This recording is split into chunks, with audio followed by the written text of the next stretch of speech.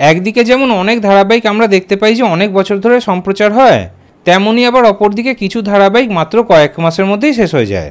এই মুহূর্তে সম্প্রচার হওয়া অনুরাগের ছোঁয়া ধারাবাহিকটি কিন্তু অনেক দিন ধরে চলছে, ওদিকে কিছু ধারাবাহিক মাত্র কয়েক মাসের মধ্যেই শেষ হয়ে যাচ্ছে। তেমনই এবার খবর পাওয়া যাচ্ছে যে একটি নতুন ধারাবাহিক নাকি মাত্র 3 মাসের মধ্যেই শেষ হতে চলেছে, তাও আবার আকাশ আট অথবা সান বাংলার নয়, স্টার জলসার একটি নতুন ধারাবাহিক। কথা হচ্ছে নতুন ধারাবাহিক বুলেট সরোজিনীর ব্যাপারে, যেখানে আমরা প্রধান নায়ক নায়িকার ভূমিকাতে অভিনয় করতে দেখতে পাচ্ছি অভিষেক বীর শর্মা এবং দিয়া বসুকে। এই ধারাবাহিকটি শুরু থেকেই কিন্তু একদমই ভালো টিআরপি দিতে পারছে না। শুরু থেকে একবারও কিন্তু ধারাবাহিকটি বিকেল 5:30টায় স্লট লিডার হতে পারেনি।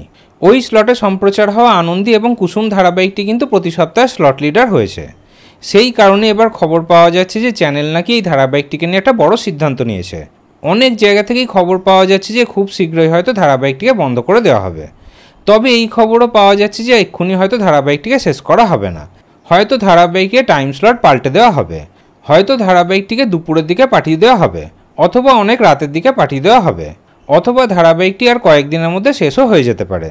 তবে হয়তো ধারাবাহিকটিকে আর কয়েকদিন সুযোগ দেওয়া হবে। আগামী দিনে চ্যানেল দেখবে যে ধারাবাহিকে টিআরপি বাড়ছে কিনা। যদি ধারাবাহিকে টিআরপি না বাড়ে তাহলে ধারাবাহিকটিকে শেষও করে দেওয়া হতে পারে। তাহলে এই পুরো বিষয়ে আপনাদের কি বক্তব্য কমেন্টে জানাতে ভুলবেন না।